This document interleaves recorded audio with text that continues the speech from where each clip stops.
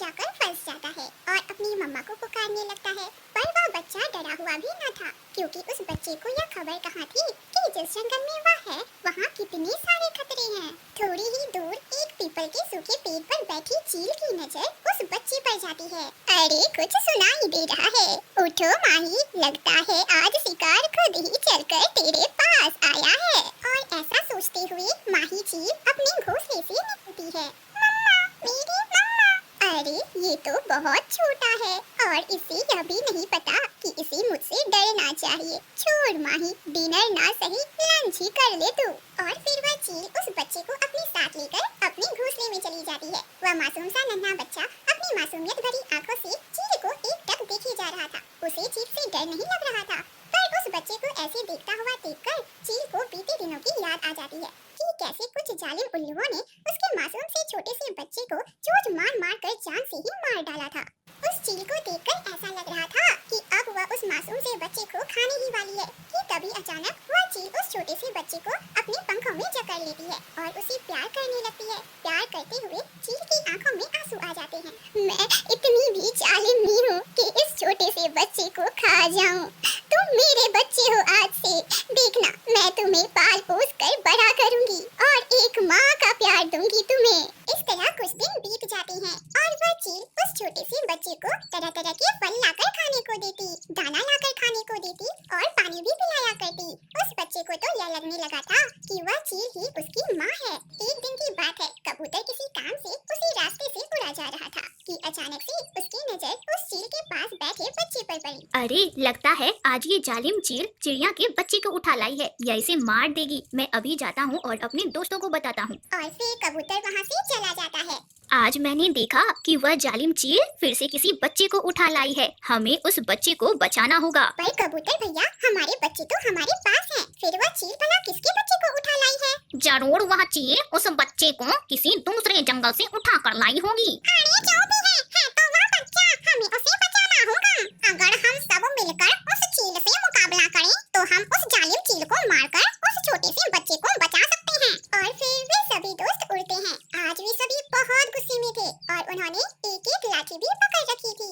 कालिर भी अपने घोंसले में बैठी उन सभी पक्षियों को अपनी ओर आता हुआ दूर से ही देख लेती है। अरे ये सभी पक्षी इतने गुस्से में डंडे उठाए भला कहाँ जा रहे हैं? कहीं ये सभी मिलकर मुझे मारने तो नहीं आ रहे? और फिर चील अपने घोंसले से उड़कर पास में ही एक गुफा में जाकर बैठ जाती है। भाग गई, वो भाग गई है। अभी तो थोड़ी देर पहले वह चील यहीं बैठी हुई थी। अरे तो क्या हुआ? चील नहीं है तो उसका घोंसला तो है। उसके घोंसले को ही जला देते हैं, ना रहेगा घोंसला और ना रहेगी चील। और फिर गोरी चील के घोंसले में आग लगा देती है। मम्मा, मम्मा, उन्होंने हमारा घोंसला क्यों जला दिया? अरे चुप बेटा चुप, आहिस्ता बोलो। वे सभी मेरे दुश्मन हैं और वे मुझे मार डालना चाहते हैं। उस रात जंगल में बहुत सर्दी पड़ रही थी और इतनी कराती ठंड में भी चील ने अपनी जान की परवाह किए बिना अपने बच्चे की परवाह की और उसे पंखों में जकड़ी बैठी हुई थी। अगले दिन चील की बड़ी बहन उससे मिलने आई। अरे छोटी, मुझे किसी ने बताया कि तेरे घोंसले में कोई बच्चा रहने लगा है। अरे ये बच्चा कौन है और किसका है? ये बच्चा मुझे बेरी के पेड़ में फंसा हुआ मिला था जिस दिन तूफान आया था। तो छोटी, इसे खाया क्यों नहीं? मैं इसे नहीं खाऊंगी, मैंने इसे अपना बेटा बना लिया है। अरे छोटी, कुछ तो शर्म कर। क्यों हमारी जाति, हमारी शक्ति, हमारी पहचान को मिट्टी में मिलाना चाहती है? अरे अगर अन्य चीलों को पता चला इसके बारे में तो भी तो थू थू करेगी। अरे कुछ तो सोच। मैं सबको छोड़ सकती हूँ, मुझे कोई नहीं चाहिए, पर इस बच्चे को नहीं छोड़ सकती। ना तो मैं इसे खाऊंगी और ना ही किसी और को इसे खाने दूंगी। छोटी, क्या तू मुझे भी छोड़ देगी इस छोटे से चिड़िया के बच्चे के लिए? हाँ, मैं इस बच्चे के खातिर कुछ भी कर सकती हूँ। ठीक है तब, जैसी तेरी मर्जी। आज के बाद मैं भी तुझसे कभी मिलने नहीं आऊंगी। और इतना कहकर वह चील वहाँ से चली जाती है। एक और सभी पक्षी उस चील को मारने की योजना बना रहे थे, तो दूसरी ओर चील के परिवार ने उसका साथ छोड़ दिया था।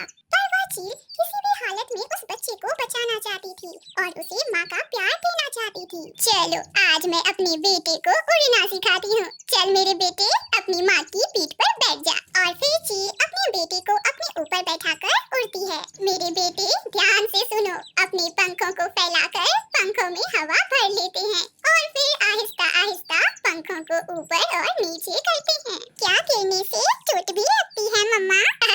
हाँ मेरे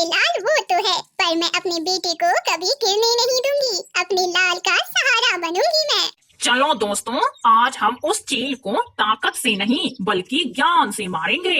और वो कैसे कालू भैया? देखो, मैं इस चिकन को जहर लगा के लाया हूँ और उसके घर के सामने इसे रख देंगे। अब वो मरेगी, वह चील जरूर मरेगी। और कौवा वह जहर वाला चिकन चील के नए घर के दूरी दूरी पर ही रख देता है। अब हम सभी को यहाँ छिपकर इंतजार करना होगा।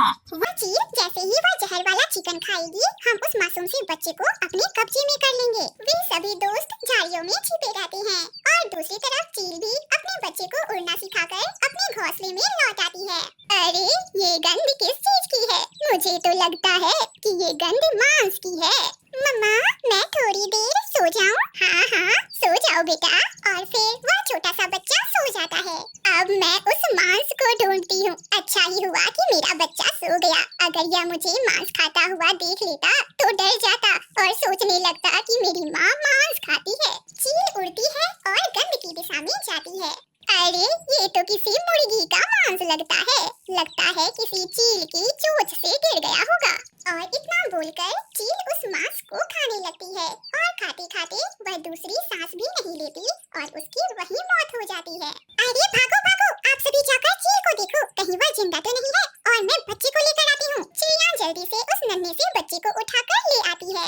आप सभी कौन हो? उस दिन भी मैंने आप सभी को देखा था। आप सभी मेरी मम्मा को मारने आए थे और मेरी मम्मा ने बताया था कि आप सभी मम्मा के दुश्मन हो। क्या? अरे बेटा, आप क्या बातें कर रहे हो? ये जालिम चील आपकी मम्मा नहीं हो सकती। ये चील तो आपको खाना चाहती थी। मम्मा ने मुझे बेरी के पेड़ से बाहर निकालकर मुझे अच्छे से पाल पोस कर बड़ा किया है और मैं अपनी मम्मा से बहुत प्यार करता हूँ। मम्मा, मम्मा आप कुछ बोल क्यों नहीं रही? वह नन्हा सा बच्चा यह नहीं जान रहा था कि उसकी मम्मा मर गई है और अब वह कभी बात नहीं करेगी। हमसे बहुत बड़ी भूल हो गई, हमने समझने में गलती की चिड़िया। हमने एक बेगुनाह की जान ले ली।